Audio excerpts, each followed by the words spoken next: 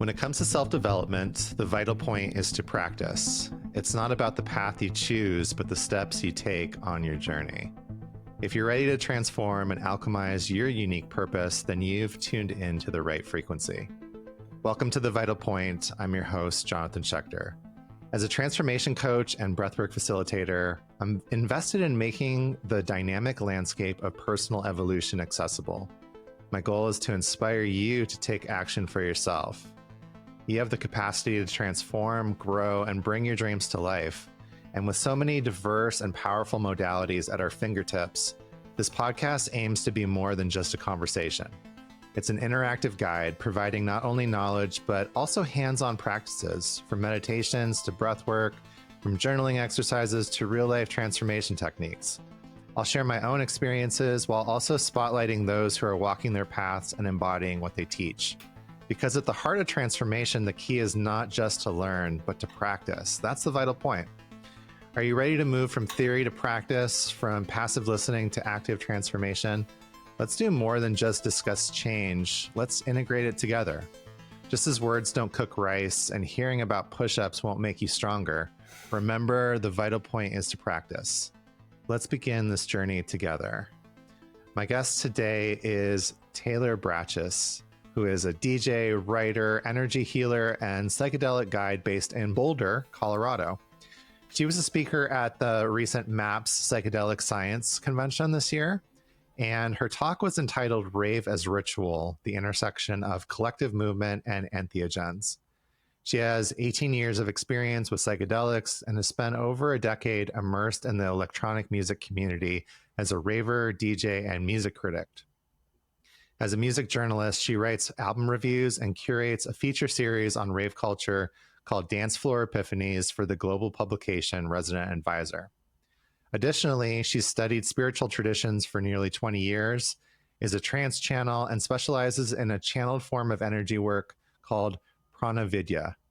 She works at an integrative healing center in Denver called Agni and Soma. She also is a certified psychedelic practitioner through SoundMind Institute, and was a guide and energy worker for the Manhattan-based psychedelic organization Cardia. She also holds an MFA in creative writing from UC Irvine and is currently writing a memoir. So, Taylor, welcome to the Vital Point podcast. Thanks for having me, Jonathan. Yeah. I appreciate being here. Yeah. So, like we mentioned in the intro, you gave this amazing talk at the MAPS conference, and I'm not like trying to blow smoke when I say that when I was looking at this just massive itinerary of talks and panels and presentations and workshops, your talk really popped out to me and was like one of the things that I marked as I gotta go see this. That's awesome. Thank you. Yeah. And I think one of the reasons for that is that I was really curious about the topic, rave as ritual, because it's something that I've often felt in my own life and seen in other people, as, you know, somewhat of an old school raver myself. You know, like, I'm going to date myself here a little bit, but like, I mean, I started listening to electronic music in probably like 95 and started raving in 97. And awesome. I'm jealous. But there's been these moments, even though there was obviously like the way that it was introduced to me was this recreational setting. And I had experience recreationally with, psychedelics before raving. But even before experiencing the rave environment, I always felt like, even though I didn't know like what a ceremony was necessarily, or like what integration was, I often felt that my journeys and my trips, I like saying journeys more than trips, but whatever, were leading me in this more spiritual direction. You know, like, I've had times where I'm just sitting around and like giggling with my friends or whatever, but there were often times these like really introspective, insightful, kind of like leading you into the deeper mysteries of life type experiences, rather than like, I just want to watch the wall like breathe and like, you know, colors and stuff. Right. And when I started going to raves, it was like, here is this environment that's kind of, here's this container where you can play within that. Yeah. And that's how I've always felt. And then when I started, even before we were dating, but when I started, you know, becoming friends with my current partner, who works a lot with ayahuasca and really had never had a recreational plant medicine or psychedelic experience, literally the first time we hung out, we started having this conversation where I started describing my rave experience to her. And she was like, this sounds shamanic. And I'm like, what is that? And so we were coming from these two different worlds, but like connecting it through the rave as this ritual container. And so, yeah, like I definitely want to like talk more about that, but like, I think that's a good place maybe just to stop talking and let you kind of reflect, or I would love to hear more if you wanted to maybe give a little bit of a summary of what the Rave's ritual was, and then we can kind of jump in and dissect it more. Yeah, definitely. Wow. I love that story, you know, of you and your partner. That's so beautiful. And also it's such a, I think, microcosmic example of the larger perspectives, you know, that sometimes are at odds, or people, maybe there's some tension between them. Right. You know, oh, if you're in the psychedelic space, you're doing something wrong if it's recreational, or ravers don't understand, like, you know, the more intentional, you know, like super specific contained environment, you know, they seem at odds, and yet, and of course there are stark differences, but what I was trying to really get across in my talk is the rave is a ritual. Right. It is a ritual. Whether or not you want to call it that, that's what it is. And it has a lot of the same indicators of traditional ritual. You know, it's a context, it's a contained environment, there's specific etiquette, there's specific things happening, there's intentional music, like the DJs are kind of shamanic, you know, for lack of a better way of putting it. And like some people in the rave scene might, you know, people might take issue with me saying that, but there are some DJs in the scene who literally are approaching it from a shamanic perspective. Right. Eris Drew is one of them, who I quoted in my talk. And, you know, so, and it is people moving together to music on a psychedelic in a communal setting with at least some loose intention, even if the intention is to have fun, you know? And so it's a ritual context. And I think the reason it exists is because we lack ritual in our culture. And so I'm just really interested in the way raving kind of fills this hole in our modern lives, that, you know, we evolved with ritual throughout human history. And in indigenous culture, like ritual, not only ritual, but dance is essential to life in many cultures. It's not just dance, it's a language, it's a dialogue, it's a way to it's storytelling, it's a way to pass on ancestry and history. And you know, I'm super passionate about dance. I grew up as a dancer. So, you know, we're talking about a dance ritual here. And I think it's like just one of the most powerful rituals to move together as, you know, as a community to music on a psychedelic and feeling your body in a new way.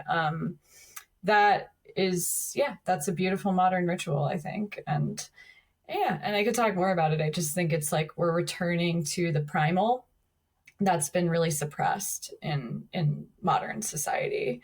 And we're doing that with other therapeutic psychedelic spaces too. You know, I think psychedelics in general, you know, yes, like the power of healing is a part of that, but the power of them to reintegrate ritual back into people's lives is also kind of a beautiful part of it, because we need rituals other than like the wedding every few years and the funeral, and, if you're not religious, you have less rituals, so, yeah, I mean, I could talk so much about the spiritual dimensions of rave culture and how that's shown up in my own life. So, yeah, I recently talked with Dr. Joe Tafur, and I was asking him, because he's a Western trained MD and also like Peruvian trained ayahuasquero, and I was like, well, what's the connection between the science and the spirit, sort of the mystery, the psychedelic world? And he said, well, the psychedelics open us to the spiritual and open us to that heart energy. And that's always something that I found within the rave culture, and not every single party and not everybody is going to do that, but it's a container. It's there if you want it. And I think that was one of the things that you mentioned in your talk, was you cited this study, Kent study from 2021, where it was talking about these 4 Ds: dance, drums, deprivation of sleep and food, and drugs. And that people, when they were surveyed afterwards, when there was an intention of, I'm going to enter this with the intention of having this experience, that there was this sense of awe, this sort of transformational thing that could happen. And I think that a lot of people end up sort of having that experience in the rave setting, is like, maybe they didn't know that they were going into that, but when they're there and they enter the container and they are in this experience where there is this culture of like, hey, you're free here. You're free to be yourself. This is a judgment-free zone. This is an area where you can explore yourself, whether that's through dance or through psychedelics or through friendship, or all those things together. And then they open into that, and there is that sense of awe, and it's just like, and I love like watching you right now, just like what just happens somatically, because like we were talking about before we hit record, I had that sense last night as I was thinking about this interview and like going back to some of my rave moments, and like the music and the memories that are like imprinted on my mind, that whole just like that somatic, like, like it just feels so good. And it creates these imprints that like just stay with you forever, even now. And I really love that you brought in that community aspect of it, that for those that may not be aware, could you just briefly explain one of the sort of core tenets of rave culture, which is plur? Yes, sure. I also want to mention the Kent study, since you brought it up too, before I go into that. Yeah, for sure. Because a really interesting thing about that study, I mean, for me, the results were pretty unsurprising. And yes, the 4 Ds taken together in the rave context produced awe, but it also produced significant positive behavioral outcomes in individuals. And it also produced deep, meaningful social bonds that really lasted, so, and that's like, yes, of course. But to me, the somewhat surprising result was that they also noticed that without intentional use and without the ritual context of the rave, the 4 Ds actually indulging in the 4Ds led to negative behavioral outcomes, which is basically saying it's the rave itself, it's the ritual context that's leading to the positive behavioral shifts and the deep, meaningful social bonds. So, drums and deprivation and dance alone, without the ritual context, it's not as powerful, you know, in fact, it can be detrimental. Yeah. So it's pretty much showing it's the rave, it's the context that is creating these outcomes. And because of the communal aspect. And I think that, and for context, like I was a spiritual seeker, like heavy spiritual seeker before I found rave culture. And I was already super into psychedelics. I started experimenting with psychedelics pretty young when I was a teenager. I just didn't necessarily. So when I found rave culture, it was just like perfect. It was just a perfect synthesis of my love for psychedelics, my spiritual seeking and spiritual relationship to psychedelics, and then my background in dance, my obsession with music.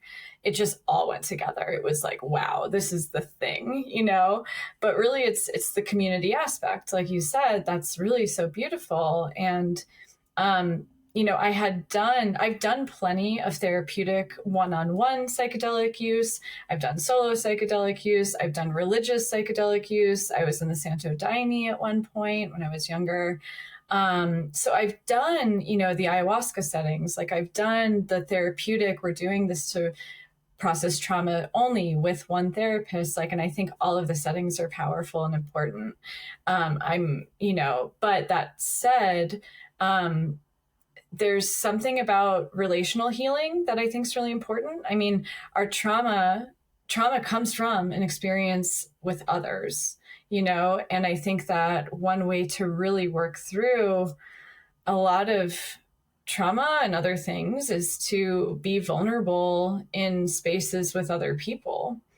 It's a form of group therapy, in my opinion, and you experience all kinds of things at the rave, mostly positive. And I've had some negative experiences at raves. So it's like, it's not a perfect situation. Just like there's problematic things that occur in ayahuasca circles, it's like, but I think there's a heavy stigma on rave culture in general, but especially some people in the psychedelic community, I think I'll say a limited perspective on what it is. And I think one of the most important parts of it is that it's communal. It's something you do with others. And the other really cool thing is that you can also be alone on the dance floor. You can shut your eyes. I mean, that I will be alone in my body, experiencing my body for hours on end without being around others. It's a really beautiful experience. Yeah, no, I think that it's important that you mentioned that. And what it brings up for me is the ceremonial container, or even when I think about,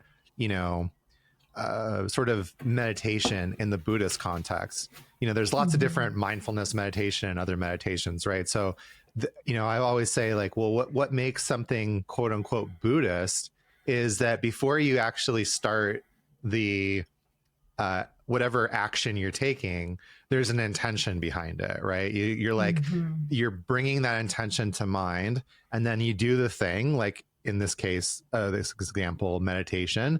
And then at the end, there's like a dedication. You're sort of bringing that intention full circle of like, oh yeah, this is why I did this, right? And sort of dedicating that merit energetically.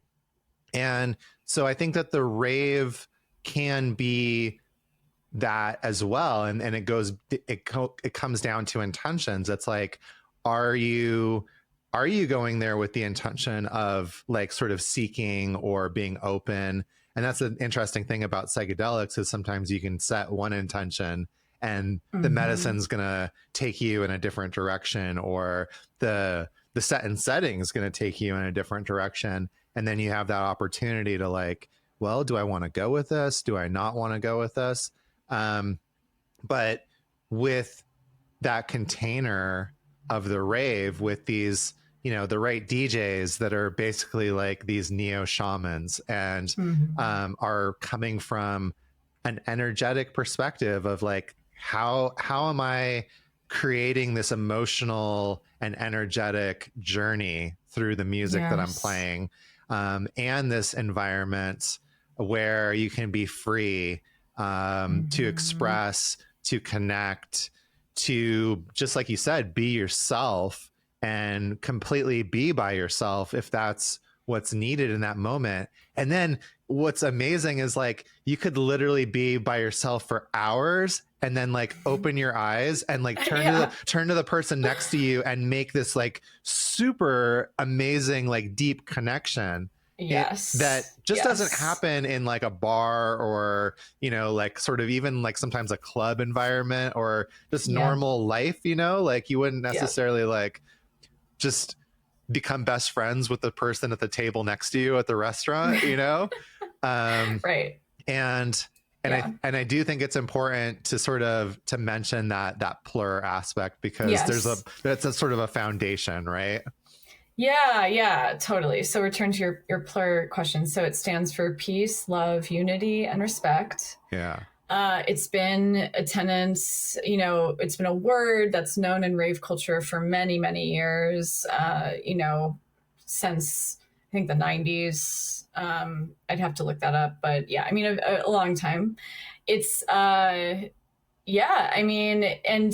when we talk about intention setting, it might look a little different in rave culture than it would in, a psychedelic therapy experience, in the sense that there are these foundational understandings, that permeate rave culture, that people know about. So, and plur has kind of like shifted form over the years in the sense that now, I would argue, especially lately, it's gotten even more intentional with certain clubs, for example. You can't go into the club until the bouncer gives you a little talk about the nature of plur, essentially. They might not word it that way, but there's been a big push in clubs and underground rave culture in the past several years to make sure that people who are coming understand this is an intentional environment, and it's about safety, and it's about harm reduction, and it's about creating a space where people feel safe and free to be themselves. So there's also talk about, respect everybody. There's a zero tolerance policy for disrespect in many forms. So that's something that's been happening more in rave culture. So there is this kind of intention setting that does occur a lot of the time, where people understand if you do certain things, or if you're a jerk, like there's going to be a consequence. And there's a lot of etiquette in rave culture too, like that.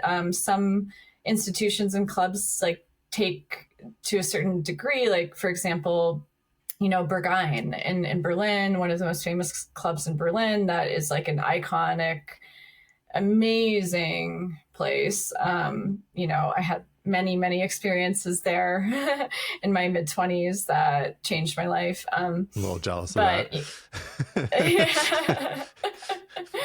Yeah, but for example, they're like,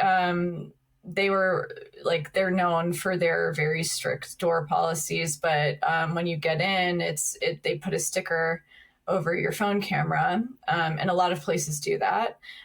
No phones on the dance floor is just a part of rave culture. It's a piece of the etiquette piece. If like this club nowadays in New York, if you have your phone out, a security person will gently tell you, please, you can't have your phone, or leave the dance floor. So, and the phone piece is about a lot of things. It's about, I think it's really about presence. We're acknowledging that it's a form of being super present when you're dancing on the dance floor with others. it kills the vibe, is what people say, you know. There's a lot of vibe killer potentials where you want to limit that as much as possible. I mean, how would people feel if they were opening their phones in an ayahuasca ceremony? Right. You know, it's the same thing. It's like, we're not going to open our phones because we're in an altered state of deep presence with others. And it's almost disrespectful to open a phone, you know, Yeah. and also shine a light in a dark setting. So there's things like that that are a little bit more on the etiquette side, but you could view them as a form of intention setting. Yeah.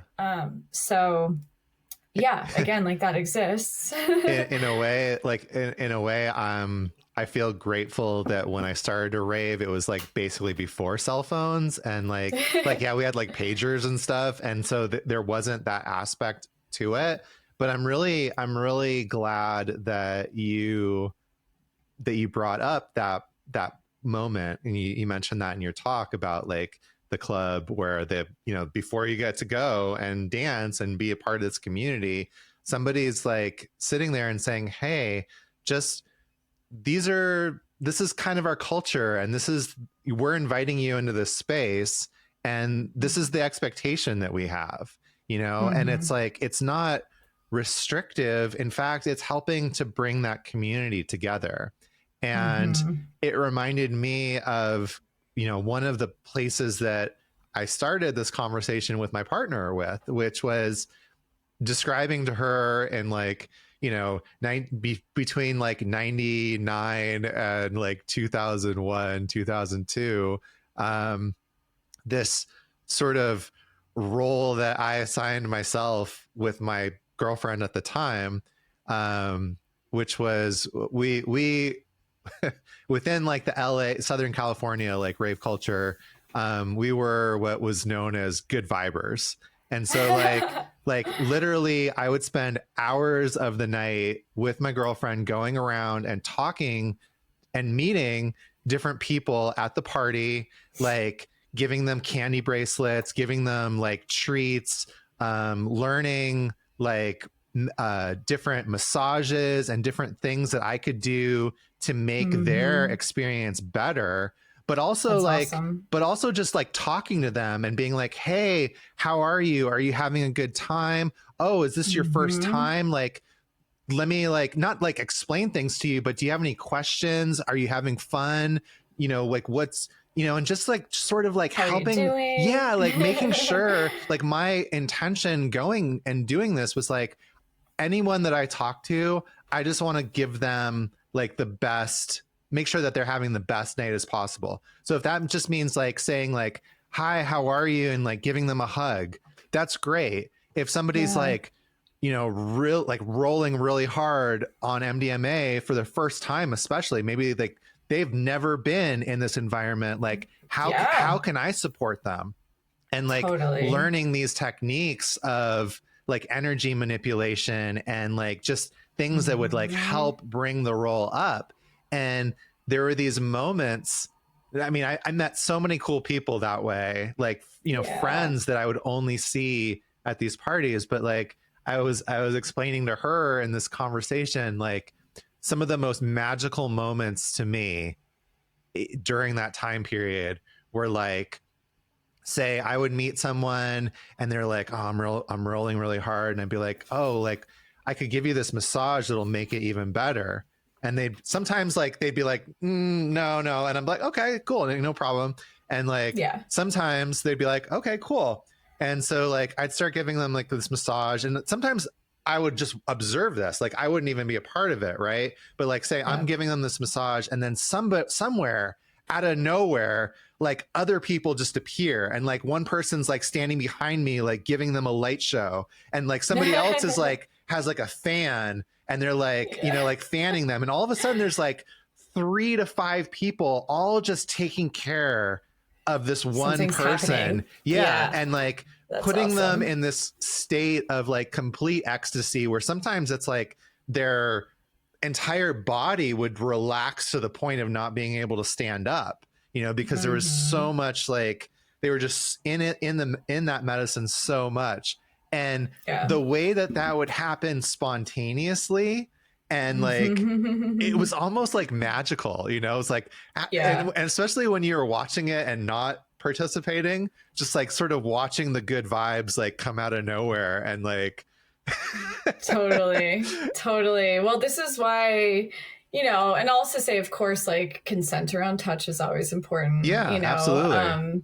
But it's like it's one of these things where this is part of the communal aspect Right. that I was talking about, you know, and this is why I started Dance Floor Epiphanies, the feature series that I run for Resident Advisor, because I mean, I knew people were having these magical experiences with each other on the dance floor, myself included, and I wanted there to be something in the music journalism sphere, the electronic music journalism sphere, that was just a little different, that was more personal, you know, not just about like a news piece on, oh, this party's happening or this festival's happening or this artist is doing this. Like let's like name what's happening here. Like there are people having epiphanies on the dance floor with each other. There are really transformative moments happening here. So and you know, in that series it's a collection of stories from people all over the world who recount experiences like that, you know, or really deeply important and transformative experiences that they've had at raves in their life. And they're just these little like paragraph long memoir vignettes, and man, it's hard to read them without crying sometimes. I mean, it's amazing, you know, the experiences that people have. Right. And there's one there, I will say I get a lot of, so I did this one called Love in the Club, a couple of years, maybe it was a year ago or something. And it was about people who had some experience of, you know, love, falling in love, you know, and it was interesting. It was so cool because some people had met their partners who they became married to and had kids with, who were then in the rave scene, you know, but then a lot of it was about fleeting connections, you know, and there's a transience in the rave scene. It's interesting because, like you said, you have these momentary important experiences that leave impressions on you for the rest of your life. And yet sometimes it's a single night and that was it. And you met a person one night only, and it changed your life, you know? So I think that's also something about rave culture that I think is really interesting and beautiful, and something people don't talk about very often. I don't know. It's at the same time though, this is a ritual that becomes a lifestyle for people. So, you know, they seek that moment, that transient moment over and over again. And I've done it, you know, for years, because that moment contains so much. It's really powerful, you know, these experiences that people can have. And I also wanted to mention, like, you know, sometimes, okay, like there have been several times where I'm dancing with my eyes closed for hours, so deeply in tune with my body and with my spirituality, and like feeling like I am connected to source on the dance floor. And then I open my eyes and I see a sea of bodies moving pretty much in unison to the same beat. And it is unity consciousness. You know, it's a powerful experience of, wow, we are all in this together. You know, and it's we're all in it. It's like you can tell people are not thinking, you know, when you're dancing and when you're deeply in your body, you're getting out of the space of the cerebral mind, you're entering the heart, like you said, you know, and to have that heart-based experience of movement, and then seeing that everyone else is having that experience, I mean, it's really, really powerful. So I want to share an experience, or a couple of experiences that kind of illustrate what you were just talking about in my own way. So they both were in Denver. Awesome. One was last year and one was a couple of months ago, and they were both at the same club called Real Works. And the first one a year ago was like my favorite producer for years, and he was playing an open to close set, which meant amazing. From Guy J. Okay, yeah, I know Guy J. So he was started at like 9:30, 10, and was going till 2 a.m. And Awesome. so again, that's, you know, for the listeners or people watching, okay, this happens, right? Sometimes, Yes. like whether you're Yes. listening to one DJ or a bunch of DJs, like there's a continuity that's happening from beginning to end. And you know, even 9 to 2 is a pretty short amount of Pretty time short. in the context of the rave. But okay, I'll just mention too, like I've seen many, like two of my favorite DJs specifically do 9-hour sets. Right. Yeah. You know, Yeah. once one of my favorite DJs did a 12-hour set. Yeah. It's hard for people to fathom, but this is again this is the deep state that we're in. Right. People that aren't you and me. Yeah, exactly. For us, it's like, it's normal. But so just to give people the context that this is what happens. And yeah, it's cool when, you know, every hour to 2 hours, the DJ's switching. That's normal. But there's something magical when there's one DJ that's taking you on this journey where they know that it is a journey. It is a story with these peaks and valleys. And there's an expectation that, this is a one continuous thing, even though you're playing different songs, even though people are going to come and go, that there also are people that are going to be there from beginning to end. And like really allowing yourself as an artist, and if we're putting it into this shamanic context, like energetically, that you're creating this container, right? And so this was a year ago. I was just beginning to explore and heal a pretty intense trauma that I had experienced. And so even though I went and I was really excited, I was actually really disappointed in the experience myself because I didn't feel safe. The environment was really, really overstimulating to my nervous system.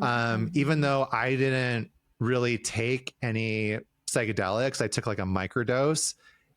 It still was too much. And I spent most of the time sitting down on a couch, like trying to keep myself from freaking out because I really wanted to be there and like listen to the music. And I ended up leaving early because I just kept getting more and more dysregulated. And I felt really disappointed. Yeah.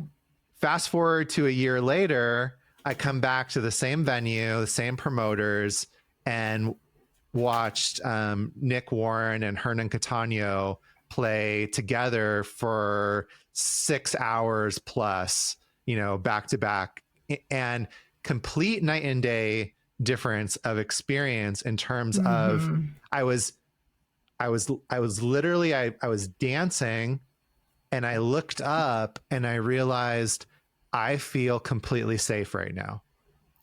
And the relief that I felt, the joy that I felt in like being back in basically almost the same environment, you know, same room, same mass of people, same lasers and lights and overstimulation, and like realizing, wow, I feel really safe right now. I feel really good right now, was magical. And I had the opportunity to consciously use some of the resources and tools that I had been practicing over the last year, as far as somatic experiencing, as far as bilateral stimulation.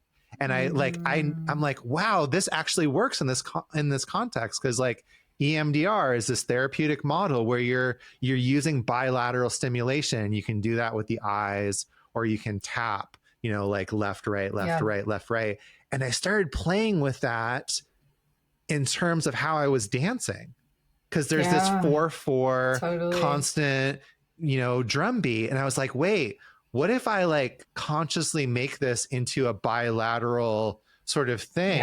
And I started to notice how my nervous system was relaxing and responding to that.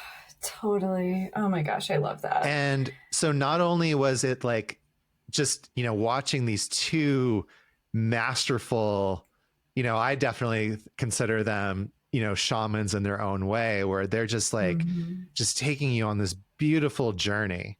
And they really just understand, I think between the two of them, they probably have at least 60 to 70 years of DJing experience, right? Gosh, So they like understand how to move that energy, but like to be in that place where I could explore these things in an intentional way that I had never done before was just incredible. And the fact that I felt safe to explore those parts of myself and, open myself up to that MDMA experience in a sort of unregulated environment. Cause it's one thing. It's like, okay, do you feel safe in your house or in a, with a facilitator where, it's safe, you can go to quiet if you need to, like, okay, it's taking me time to feel safe in that environment, but to be back in this place where like my heart feels so free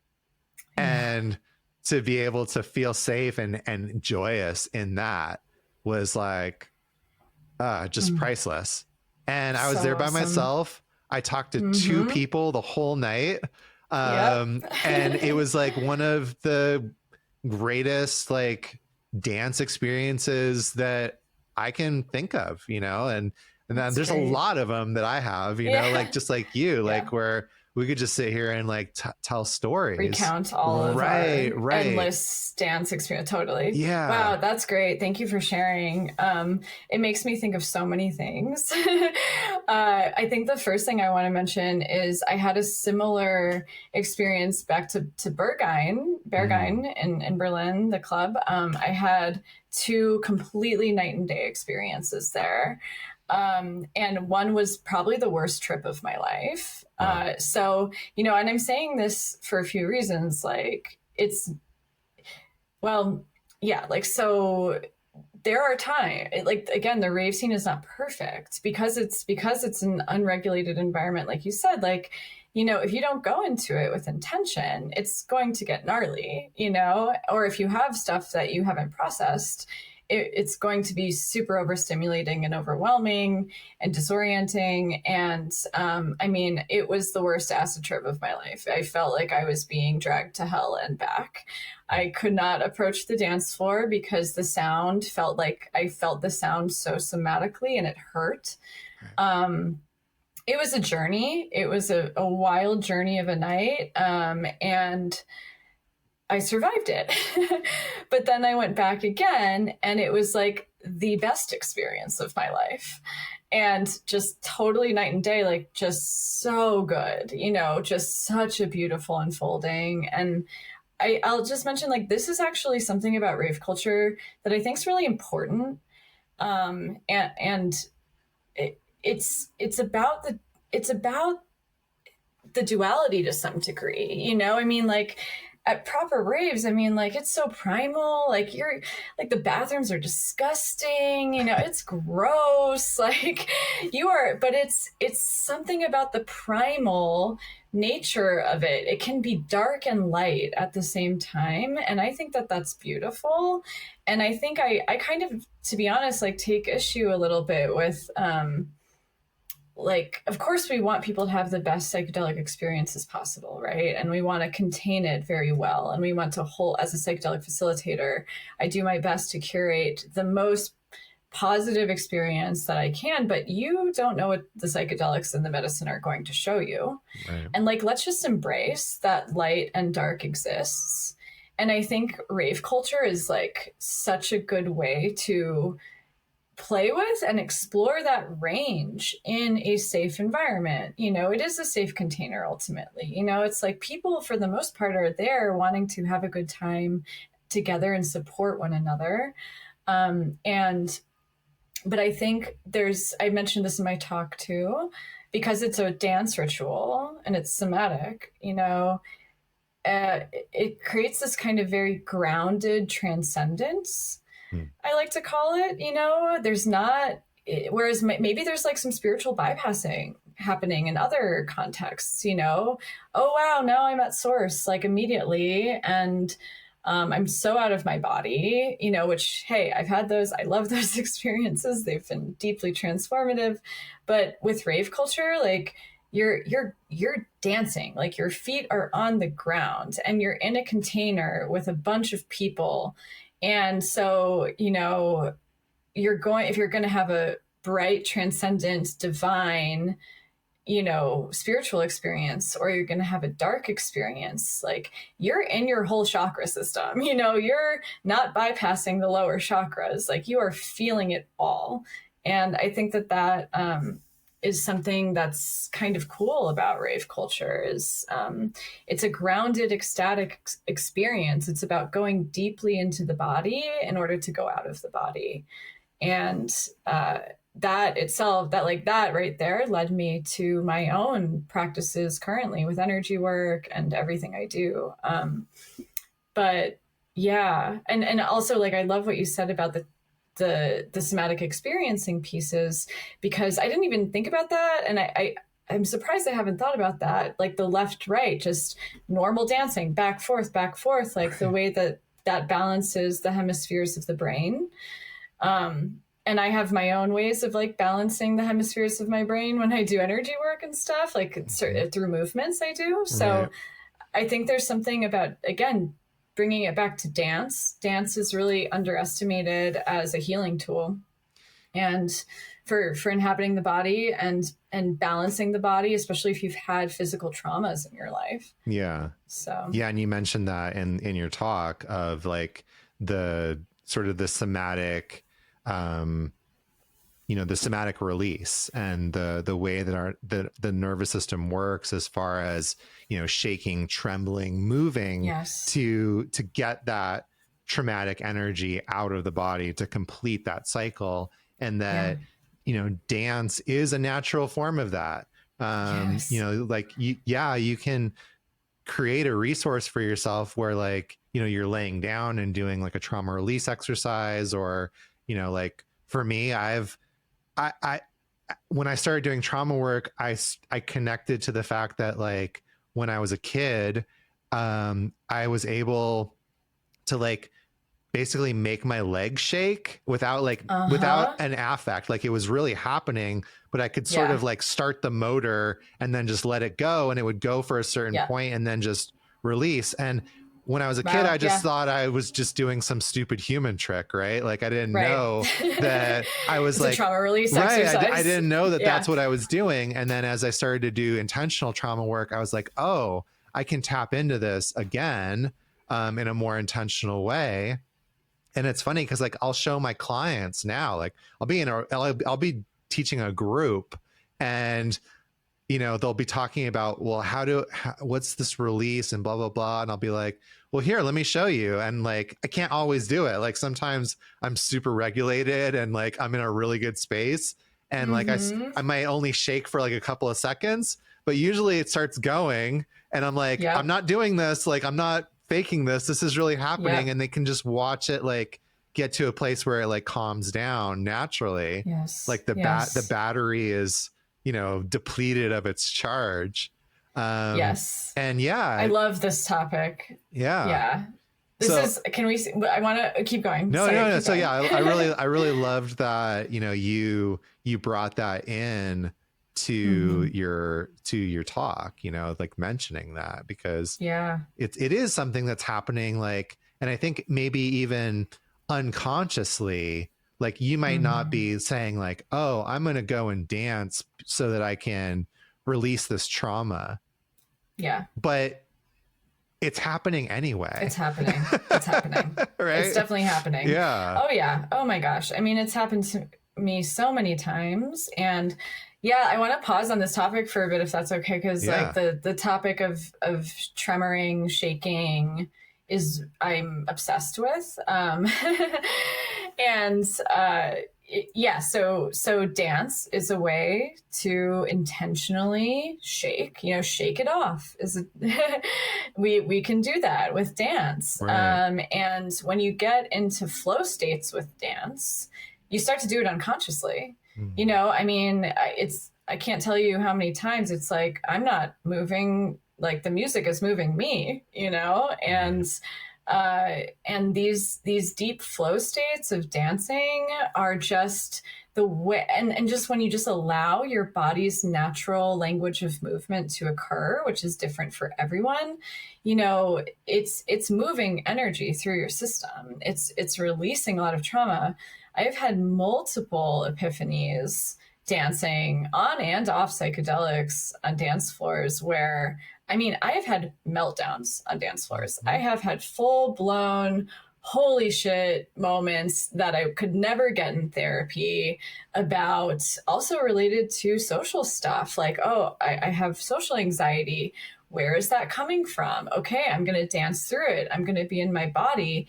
And boom, epiphany about, wow, my social anxiety comes from the fact that I never received proper bonding with my parents, you know, Yeah. things like that. And it's like, it's happening as I'm shaking my body intentionally. Yeah. So it's like, and this is also sort of how I approach my energy work. Like to me, healing in the body is a full system. It's a cohesive system between the physical, the energetic, and the emotional.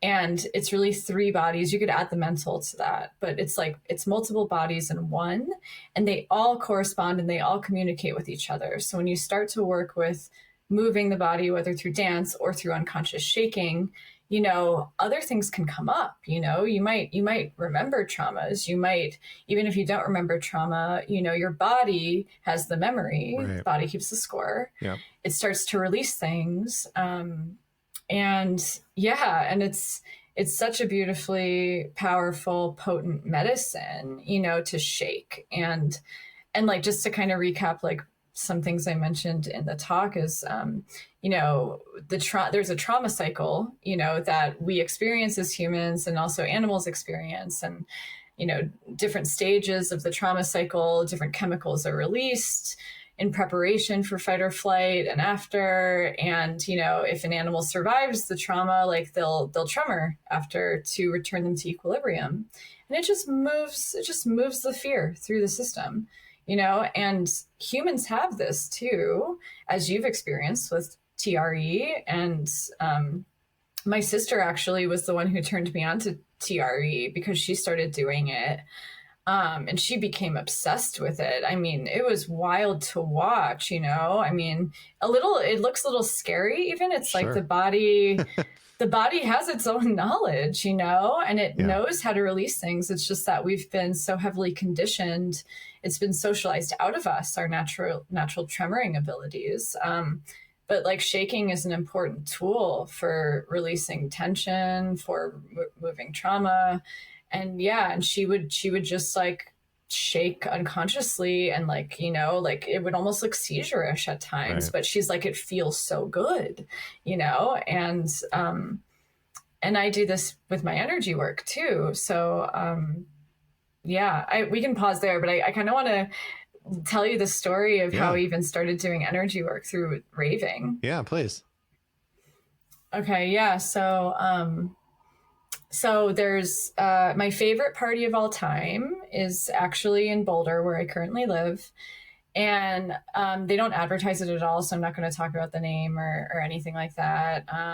But it's just a beautiful, intentional gathering on sacred land in the mountains. You know, I mean, it's along a river, and there's a mountainside, and it's invite only. It's like, it's very well contained. It's very intentional. It's very psychedelic, and just perfectly curated. And so anyway, years ago, I was in 2016. I was there, and you know, I took acid. I was in a deep flow state, dancing for hours on end. I mean, probably 4 hours, you know, straight, dancing, flow state. And then I took a break. And there's this rock outcropping on the land. You can hike up to it, and it's just like this rock that just like hangs off this cliff, and it's like valley mountain view. It's beautiful. And I would go up there in the middle of the night to meditate. And so I danced, went up there in the middle of the night to meditate and felt so good, just like so grateful, so grateful for my life, just pure love, heart energy, and just surrendered, fully in a state of surrender and allowance. And in that moment, something happened. Like I felt a pretty clear frequency shift in my system.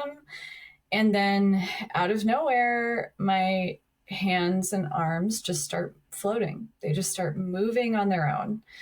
And I truly felt like I was not doing it. I felt like I was literally a puppet on a string. And it was freaky and amazing and like, whoa, like what's happening? And I was in a light trance. So I kind of like went into this half trance state where I didn't want to talk, because it was like trance, but I could if I wanted. I could also stop it if I wanted to, but I didn't want to because the feelings associated with it were just so powerful. And it was like the deepest peace and the deepest bliss I could experience. And I just felt all of this energy start to move through my system. And through my own past meditation, like I was in a Buddhist Sangha at one point, like I've had a meditation practice, and then also through early psychedelic experiences, I was already somewhat familiar with my energy body. But this was like a whole nother level of being aware of my energy body. And I felt and every time my arms did something or my hands did something, it was specifically, I know now what it was doing. It was directing the flow of prana in a very specific way through my system.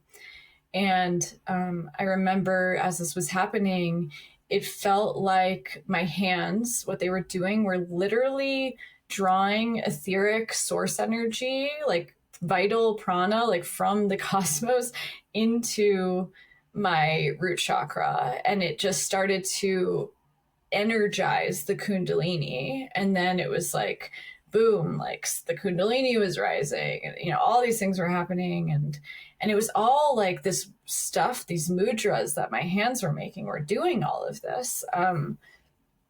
All that said, then, I stopped and I was like, okay, let's go back to the rave. This is at a rave, and then I felt just absolutely incredible, a little freaked out, a little bit like, wow, that was powerful. But just joined the dance floor, had a wonderful time. After that, though, I was like, okay, well, weird stuff happens when you're tripping, like kind of didn't think much of it, thought about it, but I was like, well, that was that. And then in the couple years that followed, every single time I would take any psychedelic, even a tiny microdose, it would start to happen automatically. And something had activated, and it was often at the rave. So I was like, oh God, here I am again at the rave. And I have to like remove myself from the dance floor. It's like, go be in a corner awkwardly and like do this weird thing. And like being super afraid that people are going to think I'm so weird. And, but then, over time, I decided I was going to see if I could do it sober. And so I really grounded the practice, and I was in grad school at the time, and it was a very isolating time. So I just like really just meditated, developed it, tried for like 2 years. And I would try to recreate the experience. I would like, dance, and then I would meditate, or I would like take a run and I would meditate and see if I could do it. And I didn't want to force my hands. I just wanted to allow, is this going to happen or not? And I couldn't do it. And then finally one day, after lots of just steady training myself, I was running on the beach, and this was in Encinitas, California. And just sat on a rock to meditate, and boom, it just started happening. And finally I was like, wow, I can do it. And the really interesting thing too, which I didn't even realize at the time, but it was on Swami's beach, which is like, and I was literally like in front of the self-realization center that Yogananda, like it was like, what, so that was interesting.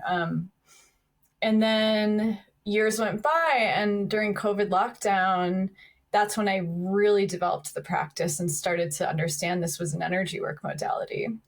I started to put all the pieces together. I was, you know, for example, like this is an example of something like when I was first deepening it. You know, one of the first big breakthroughs I had with it, I could feel a ball of energy, and the field has texture. Like I can actually feel textures in the field, and they're just different points of resistance. They're different knots and things. It's the way that energy concentrates and sticks in different parts of the field and the physical body based on trauma or based on repetitive patterns or habitual patterns of thought. You know, it creates concentrated densities in your field. And so I could start to tune in, and I developed this like extra sensory perception, and I was channeling. I was in a trance, and I would just kind of like be like channeling it, you know, with my hands.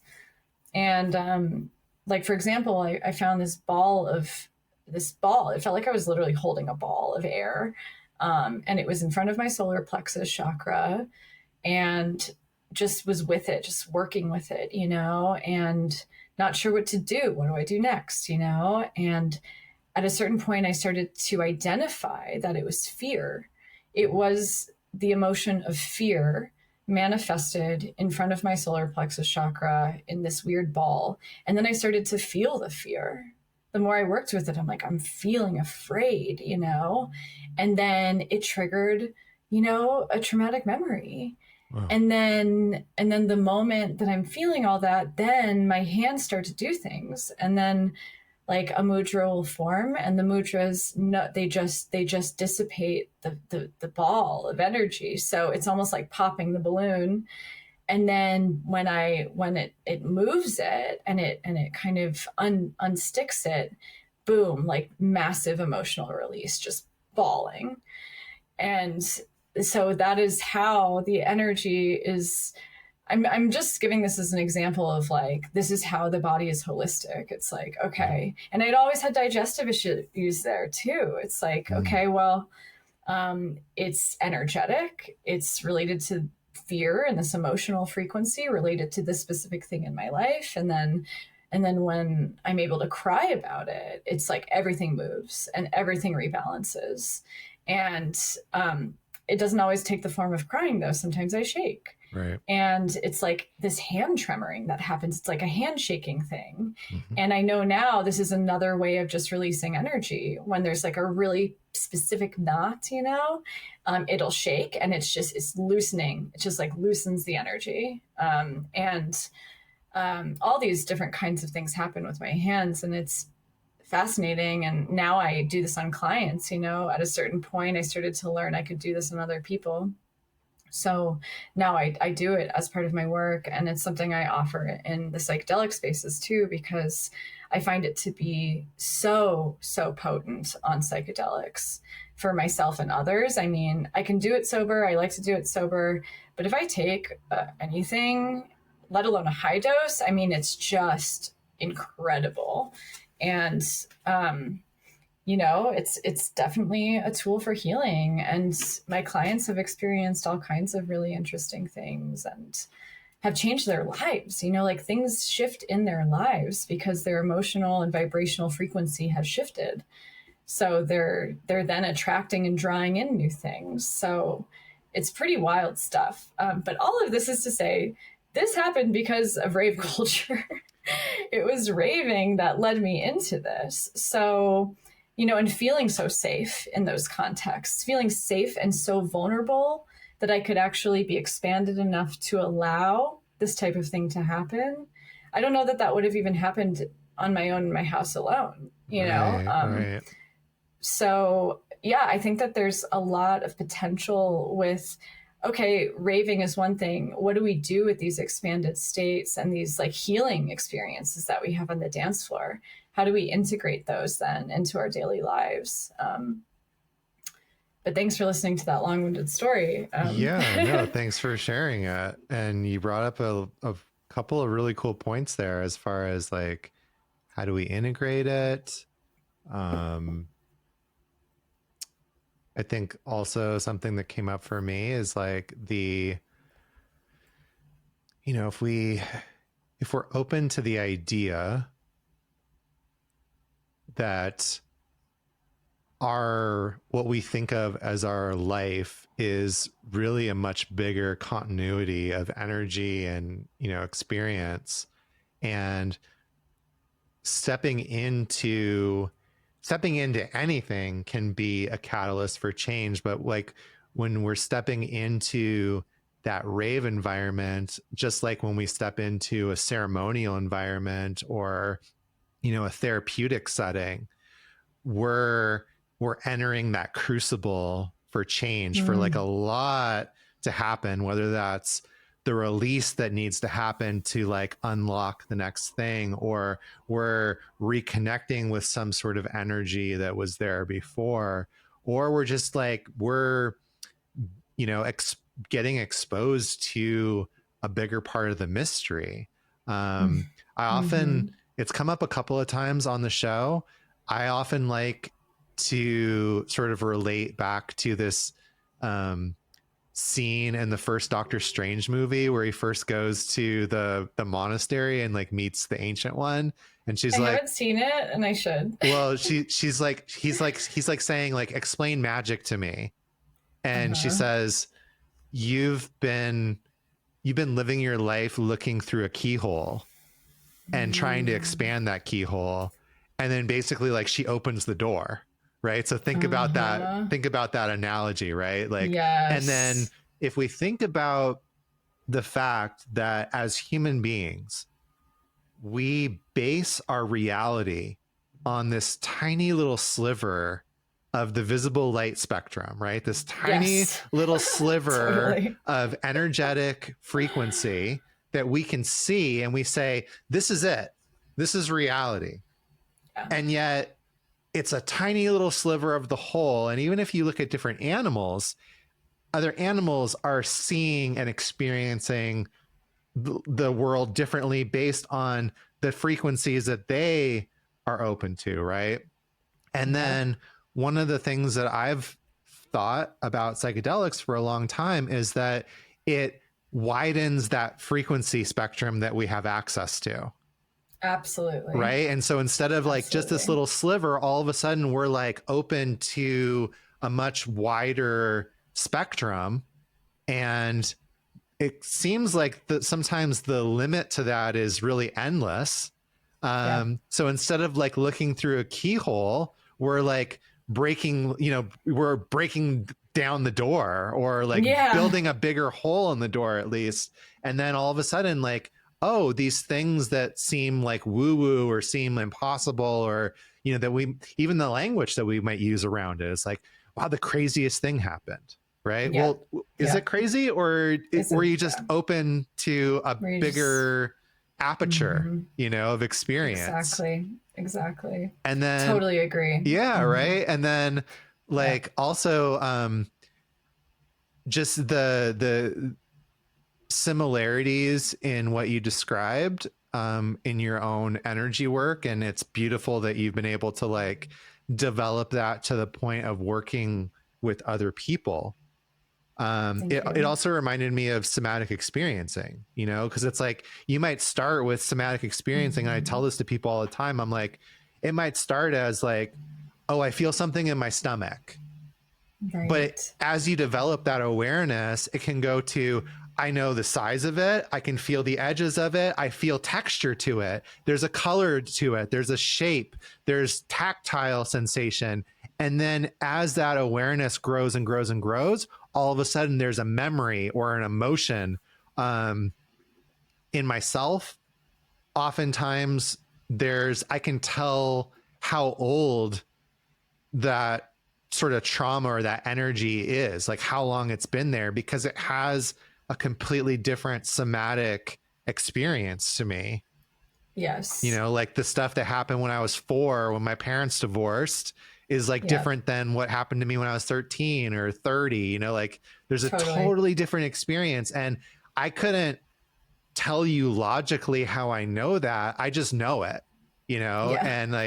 and so that's one of the reasons why somatic experiencing to me is so magical. So it's like what you described, like that's how I can relate to it, right? Like, Absolutely. you And I know, actually have been calling it, so for years I've been calling it pranavidya because one of my teachers led me to discover pranavidya, which is a specific Indian mode of energy work that's rooted in tantric traditional yoga. It's quite, what I'm doing is very similar to it. But at the same time, I've started to shift that language because I'm not of that lineage. And also, I mean, maybe like there's some past life stuff, I don't know, but I really view it more, I've been calling it somatic channeling lately. And I view it as super similar to somatic experiencing. It's just that it's almost slightly different. It's taking it to almost like more of the energetic level instead of just the somatic. Right. And it's really what I'm so interested in is the body's unconscious movement.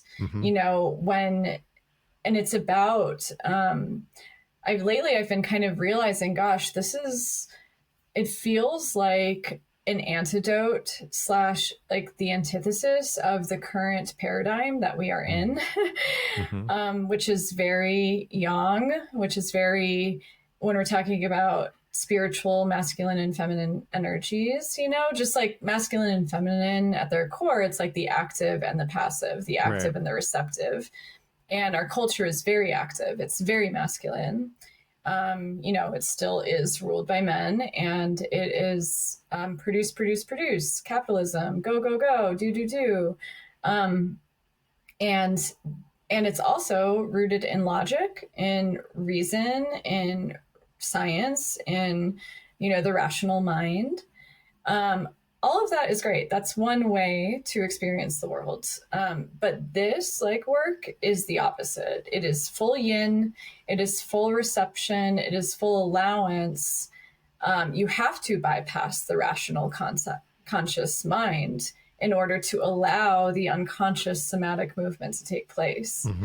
So I think it's such a beautiful tool just to balance out what most of us experience on a day-to-day basis, working too hard, all the things, and so, I love that you said, you can't really explain it but it, and it's about developing your own knowing. Right. And this is where feminine intuition comes in, and we're so conditioned to be no, that's not real. But no, everybody has a deep intuition. Yeah.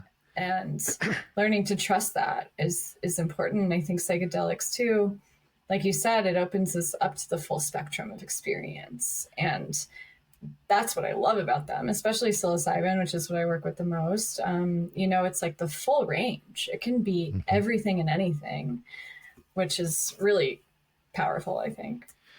Yeah, there's something in that direct experience that goes beyond the analytical, that goes beyond the thinking mind. And for me, that's the discernment, because I do live in that world so much. I know what it's like to be in my head and to have a mindfulness, and meditation practice for so many years, that where I can watch that process. I can watch the gears turning, and I can watch the meaning channel and the analysis channel working. And then there's an experience, and it could be something like you described, right? Like these big, powerful, sort of paradigm shifting moments in your life. Yeah. It could be, I don't know, for me, it's also in the totally mundane minutia sometimes of watching a hummingbird, or seeing, seeing a hawk in the sky at the right moment, or I have a lot of things with birds, but there's other things obviously, but it's where that analysis just shuts off, and you're just in this moment, everything just kind of aligns, and you're just there, and you can just appreciate it, and you don't have to sit there and go, wait, what just happened? Did that just really happen?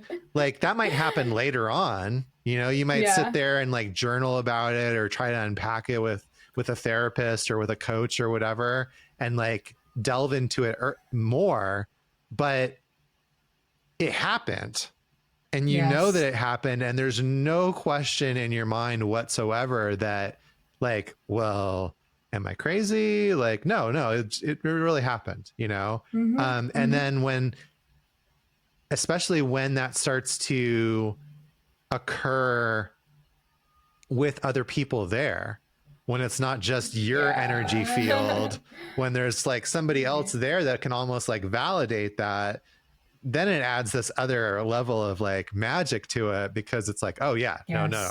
Right. Not only did I see that, you saw it too. So totally. And that has happened a lot to me lately. And it's so cool. And also I'll just mention, like, you're talking about presence, you know, you're talking about the now, just being in presence of the now, which is kind of the most natural human state, but our conditioning constantly takes us out of it. Yeah, that childlike state.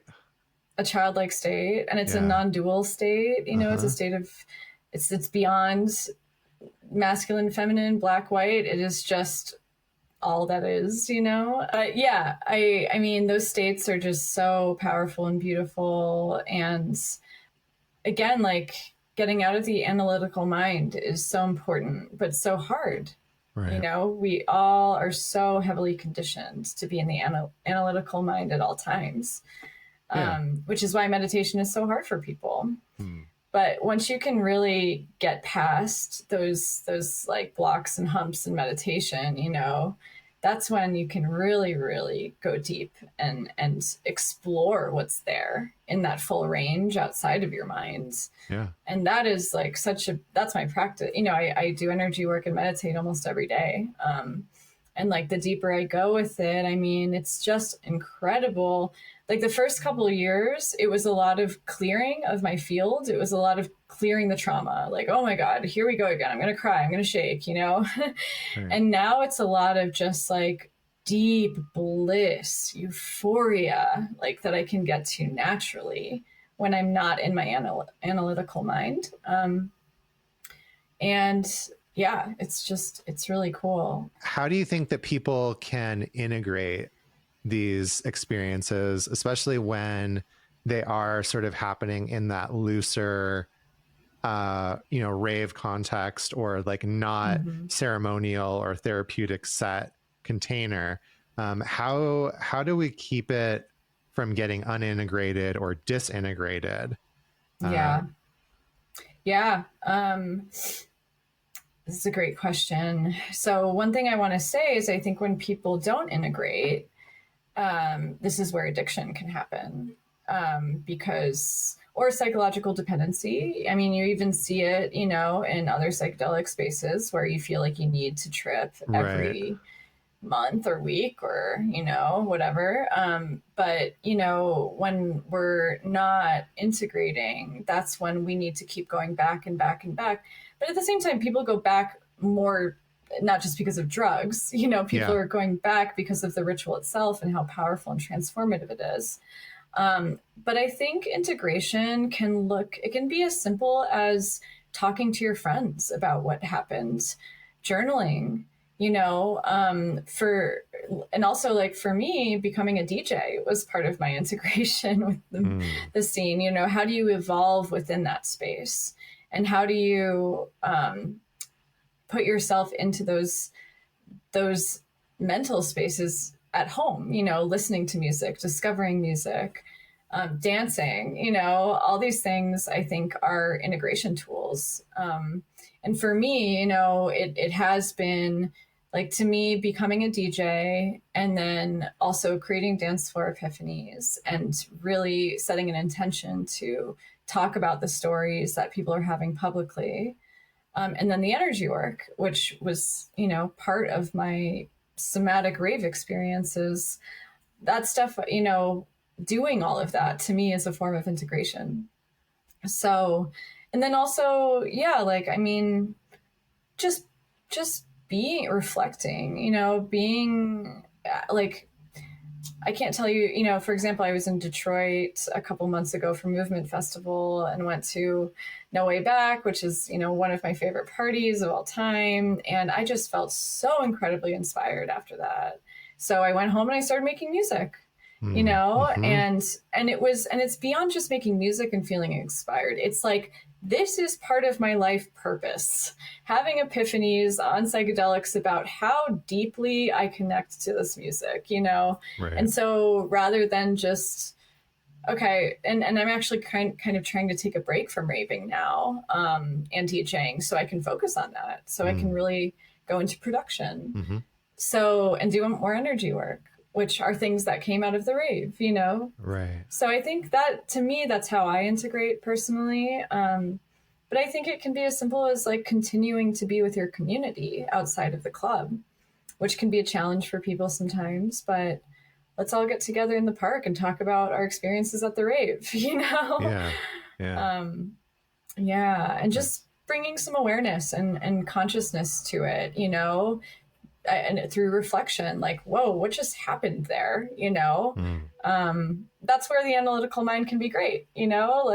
We had this moment of deep presence in our bodies, and now let's like think about that. What does that mean to us? So yeah, I think that's what I would say.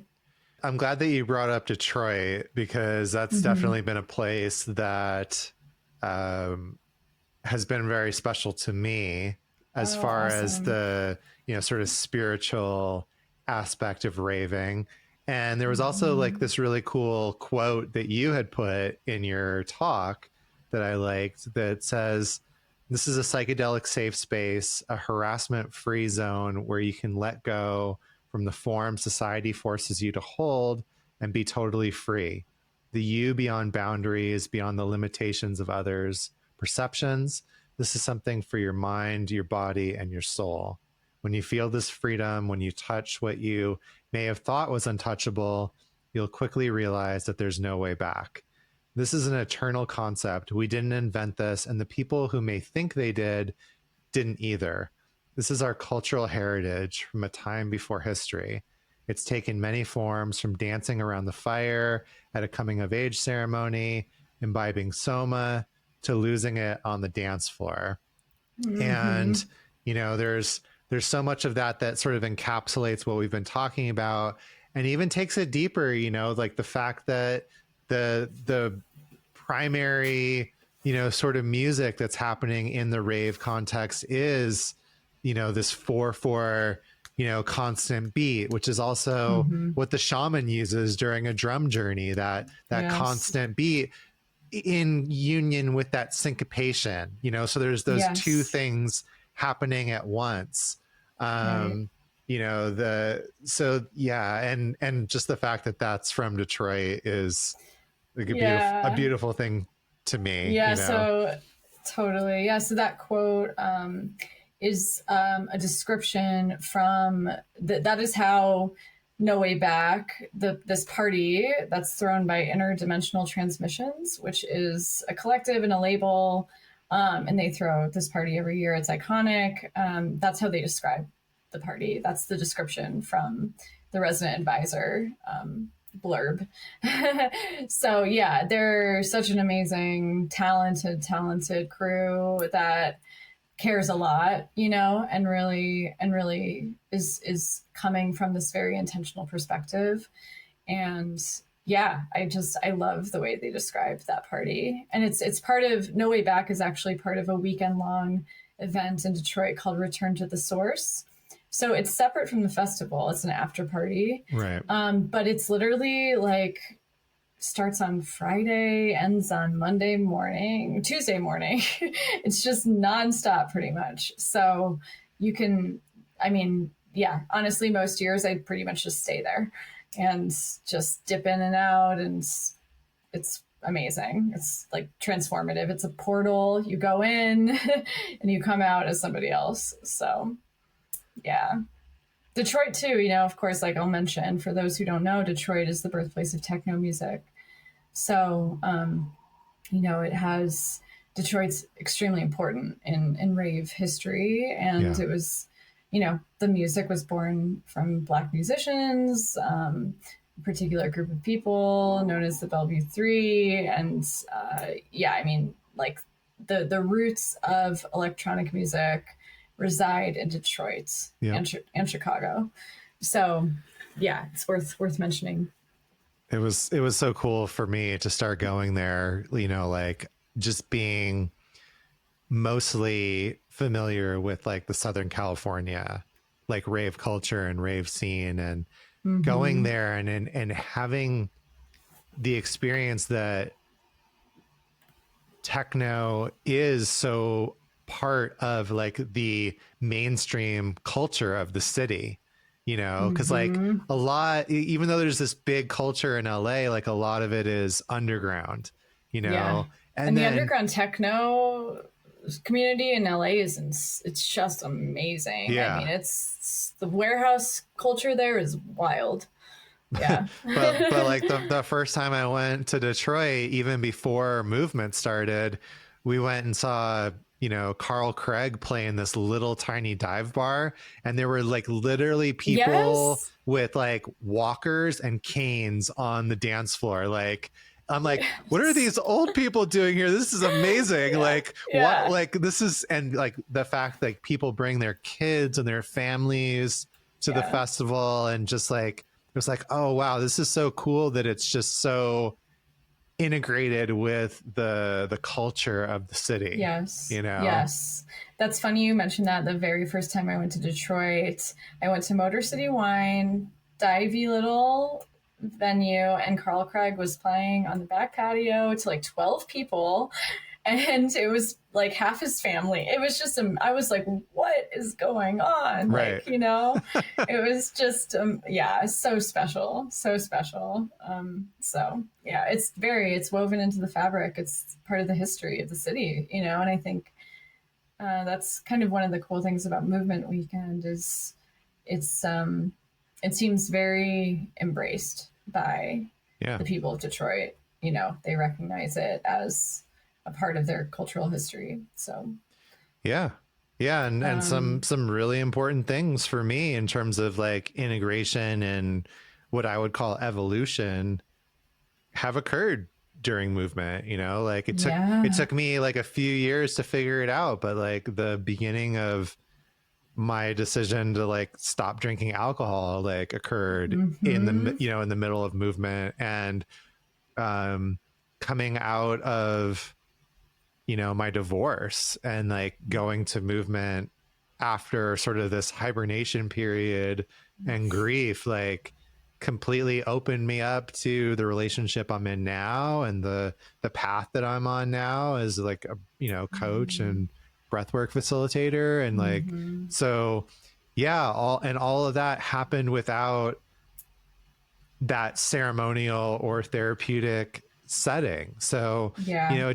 it does go to show, even though we're talking about our experiences in the eaches and the individual, this example of like what you really did a deep dive in your talk, and like the reason that I felt so inspired to like share that on this podcast, because it wasn't just me. And that was something that I noticed was like Yeah. after your talk, there was this whole group of people that kind of mobbed you and were like, I know. yes, like, thank you for saying this thing that I've been thinking or trying to express for years, and that nobody gets, that there is this ritual aspect. And, outside of like maybe the Grateful Dead, doesn't really exist in that same context in our, current culture and climate. Absolutely. Yeah, no, I was so moved by the response and how many people it resonated with. And and it was wild to me. People would like clap at some of the things I would say. It was like, okay, I'm truly not alone here. There's other people who, yeah, get this, and this needs to be talked about a bit more, I think. And I'll just share it, like not to go so negative or anything, but I had heard from a friend that there was someone who was really not okay with the fact that I gave this talk. And, and I think this is part of why it moves people so much when someone puts a voice to these things, because it is still heavily stigmatized. Recreational use is seen as like not okay in the psychedelic community by some people. And yet I think it's really, we can't just dismiss this ritual. It's also a movement. I mean, rave culture, it's a global movement. Right. And also for people who maybe have really particular views about how psychedelics should be used. And again, I went through a full training. Like I am like an intentional psychedelic guide. I understand those viewpoints very much. Right. But at the same time, it's also important to just say, like, this is the place that people get into psychedelics for the first time often. So many people who have never taken a psychedelic before, they do it at the rave. And that might lead them into a path of deepening their relationship with psychedelics. So it's an entry point. It's an entry point to a specific world, but also many worlds, because it's a cross section of movement and dance and music and psychedelics and healing. Right. And to go through that experience with other people is, such a beautiful thing, to be exposed to so much at once. And so I think, like, again, this is why I don't think people, yes, like, again, safety is very important.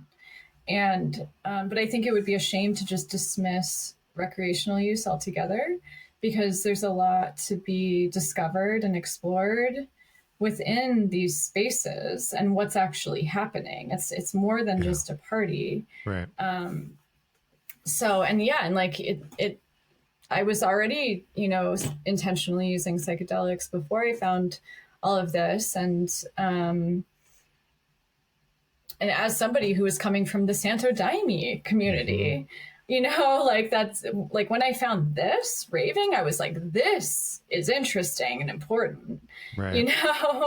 So it's not like for me, it wasn't the entry point to psychedelics, and I still found it to be extremely powerful and just as potent, if not more potent, than my experiences in the Santo Daime. Yeah. So because it's of my culture. Right. I don't speak Portuguese, and I was being forced to sing in Portuguese for 8 hours. Mm-hmm. It's like, so it's okay. Like, Right. if that is what people connect with, of course. But it comes back to rave it's like a modern form of these lost rituals. Yeah. So, yeah. Yeah. I definitely, there are people that feel that way, like that this isn't valid, or they might, be critical or judgmental.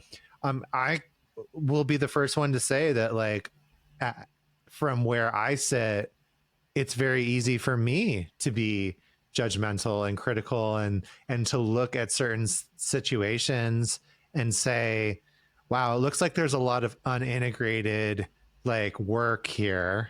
And there is.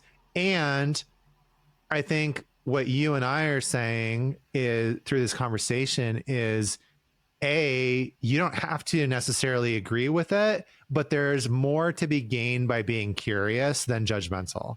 And be curious, be open-minded. Maybe it's not your thing. Maybe you're not going to be standing next to us on the dance floor at 3 a.m, like having the time of your life. But, right. Be curious rather than judgmental about it, and open to the fact that there are different paths. There are different ways into the sort of into the sacred, into the presence of the divine, and into the self, into the body. Right. Even if someone's not overtly spiritual, not everyone in the rave community is. Yeah. Ways into the self. And even if it brings up darkness, right? Even if someone has a terrible experience at the rave, which does happen, right? Oh my gosh, like all of the material, the shadow material that's uncovered through that may not have been exposed otherwise, is a place to start.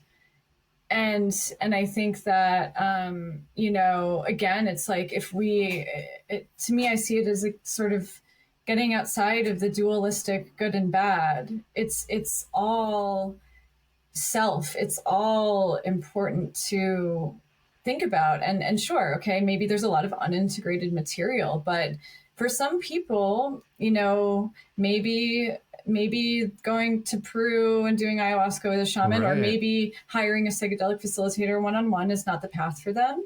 Yeah. And yet healing is what matters. And I had a friend recently say to me, like, because I've been struggling a lot with whether or not I want to continue DJing and how far do I want to go down that path? I don't know, when I really feel like deep down I'm a healer. And he was like, stop thinking of it as like one or the other. Like, your DJing is healing for people, your energy work is healing for people. It's all healing, you know? And I was like, gosh, you're so right. And another thing I'll mention in this line, just to follow my train of thought, is uh, I actually was on another podcast that talked about the parallels between energy work and DJing. And there's so many. Right. And I view them as both, they're literally just both ways of modulating energy. Sound is frequency. And with DJing, you know, you're using external tools to affect and modulate energy and frequency for others. And energy work, you're using internal tools to do that. So it's all healing work, you know, Yeah. and you know, and again, I really hope I'm not coming off as critical or judgmental, because I truly believe that all the psychedelic spaces are beautiful and important, and I love them all. I've explored so many, you know, and so I just think, like you said, though, but approaching all of them from a place of curiosity, Yeah. and thinking about, okay, even in the worst case scenario, maybe there's something to be learned there. Maybe that was actually a good thing for somebody. And this comes back to staying open to the full range of experience that psychedelics allow for, you know? Yeah. Yeah. Having curiosity, having an open mind, and just saying, like, you know what, maybe I don't understand this, but can I have curiosity about it? And maybe it's not for me, and that's okay, you know, but for some people, this is a good way, and you don't have to be like, I think, like, I'm not sure if I think we were talking about this before we started, but like, you know, even without that context of spirituality, like when I started using psychedelics, it wasn't like, oh, I want to go and have this spiritual awakening, but the experiences that I was having more times than not were leading me in that direction. And, you know, and so there's something that goes beyond the label and the, you know, the analysis, that's that heart opening and that connection to spirit through the heart. And that is something that the rave environment does very well, because partially because of MDMA, partially because of the community, and partially because of the people who came together to say, you know what, there's so much in life where I am feeling judged and, you know, sort of isolated and not accepted. And I want to create this container as the antithesis of that. I want to create this Yes. place where I feel safe, where I feel accepted. And, you know, you mentioned the music. And to me, some of the most powerful dance music that I still come back to and I still get chills listening to is the music that plays right into that. Like, yes, there are amazing songs that are open to interpretation because they have no words whatsoever, right? Yes. But then, Yes. you know, there's the other side of it where it's like, no, let's just lean into that. You know, if you Yeah. think about, you know, even within that thing that I read, you know, something for your mind, your body, and your soul. I mean, I instantly think of a particular song when I hear that. Or, you know, I can think of Eddie Amador's house music. Like, not everyone understands house music. It's a spiritual thing, a body thing, a Totally. soul thing, Exactly. you And know? that is and when you are experiencing that, and in an altered state, and you hear those words, oh my gosh, it's Right. just so powerful. I mean, that's also one great thing about house music. Well, electronic music in general that does incorporate vocals is like the vocals are very intentional a lot of the time, you know? Right. Right. And yeah, it's so great. And no, yeah. And I want to mention too, I talked about this a lot in my talk. Like, I talk a lot about the power of dance, but it's joyful. Right. It's joyful. And, you know, and again, talking about the full range of psychedelics, yeah, it can be painful, it can be hard, and it can also be really fun and really joyful. And I think we underestimate the power of joy as a healing tool. You know, healing doesn't always have to be, it's all dark all the time. To experience a frequency of joy and lightness and happiness in your body in a state of celebration with others is deeply healing. It's deeply healing, especially for those who struggle with chronic depression, you know, who don't know how to experience joy in their body. I think dance, again, it brings us back to the body in a particular way. Like for those who have had physical trauma, you know, who, you know, have gender dysmorphia and, you know, things like that, it can really be a beautiful thing to feel, oh my gosh, I feel good in my body because I'm dancing and I'm happy. Like that's something that, you know, it's not something we get every day.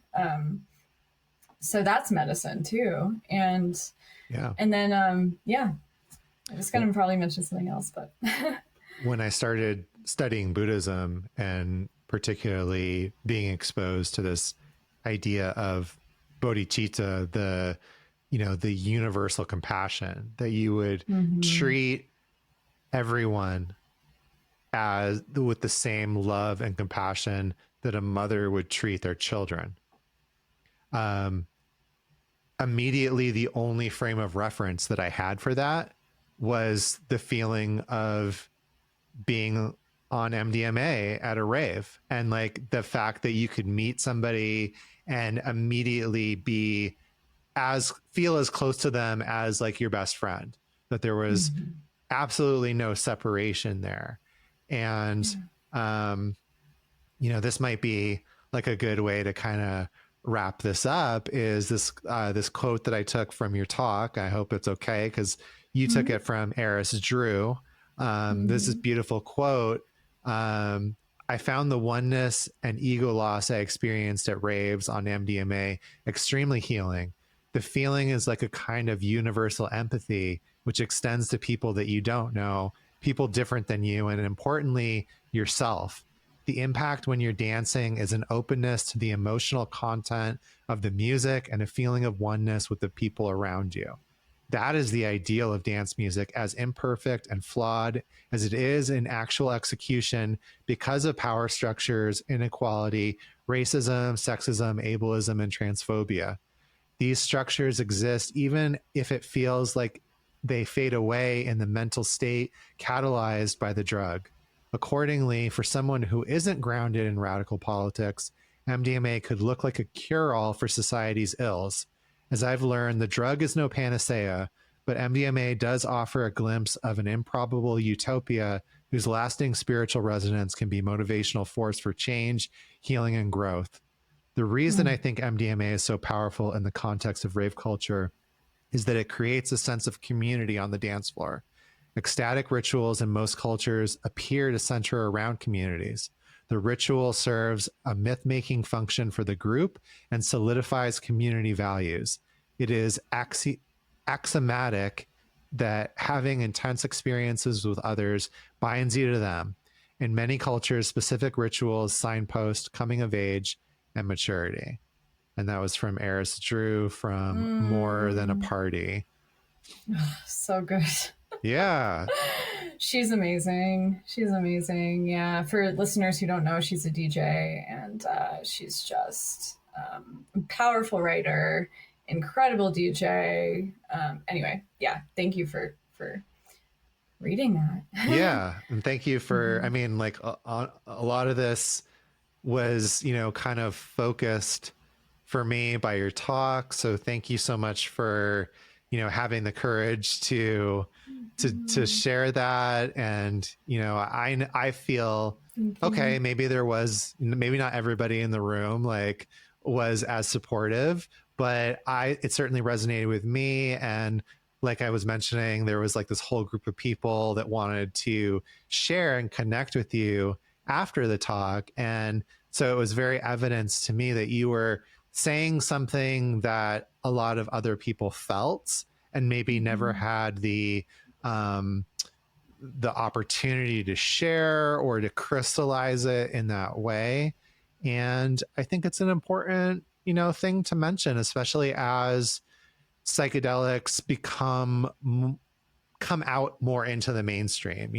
Like we've talked during this conversation about these super underground parties, right? And at the same time now there's like these giant festivals and things that are very mainstream, at least comparatively to like where we started or some of the events that we've been to, like, dancing in the woods or in the desert, with generators and like the dark, for hours. Right. Exactly. But as psychedelics, as a sort of monolith, and I don't think that psychedelics are a monolith, but if you wanted to put it in that context, as it continues to grow and come out into the mainstream zeitgeist more, there are these divergent paths and these different ways to the center. And personally, I think that the rave is as valid in that conversation as any other set and setting. And I appreciate that you did such an amazing job of like really bringing that in a lot of its complexity, bringing the set and setting into it, bringing the harm reduction into it, bringing just being honest and saying there are dark parts to this, there are unintegrated and like dependency things. And just like you said, that doesn't stop anybody from going to an ayahuasca ceremony or, any of these other contexts where, let's face it, those things are happening as well. So, I appreciate you bringing that into the conversation. Absolutely. Thank you so much for, just asking me to come on. And I'm glad that it resonated with you. And, and I think it is an important thing to at least put into the larger conversation. And like you said, I mean, it's interesting how many people since then have reached out to say, just thank you for validating my experience, where I've generally felt like invalidated. Right. And so I think, we shouldn't be invalidating anyone's experience. We should be open to the variety of experience that can occur in combination with psychedelics. And like you said, it's a path towards the center. And, as a deeply spiritual person, like what I'm connecting with most besides other people is myself at the rave, is that sacred center point, of it's like the eye, it's the Shushumna channel. It's, it's the divine. And like, that is I think, that can be accessed in many settings, so including the rave. And one last little thing just I want to throw out there is like just something to think about, because I've been thinking about it lately. Since I live in Colorado, I think it's interesting. Colorado is one of the epicenters of electronic music in the US. I mean, massive electronic music culture here. And it's also an epicenter of psychedelics. And I think that that's not a coincidence. I think that there's synchronicity around that. So just something to consider. The two go very hand in hand. Well, Taylor, thank you. Yeah, Taylor, thank you so much. Where can people get a hold of you should they want to learn more or work with you? I know you definitely have a lot of different, projects and things that you're working with. So yeah, thanks. Yeah, my website is the best place, just taylorbratches.com. It has everything I do on there, including my DJ life. And then if people want to find my music, they can go to SoundCloud. It's just look me up, Taylor Bratches, on the SoundCloud page. That's where all of my DJ mixes are.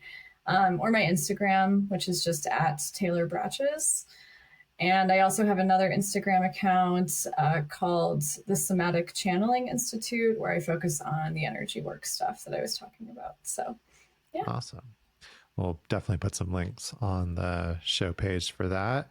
And I hope that for you listening or watching this, that at the very least, this came across with some curiosity. Maybe you, ask some questions or think about things in a different context. And,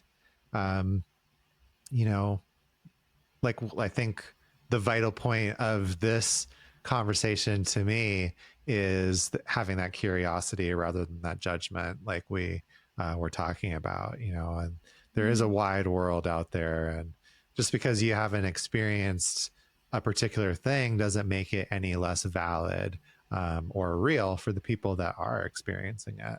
And that's okay. So just stay curious, keep practicing, and we'll see you next time on The Vital Point.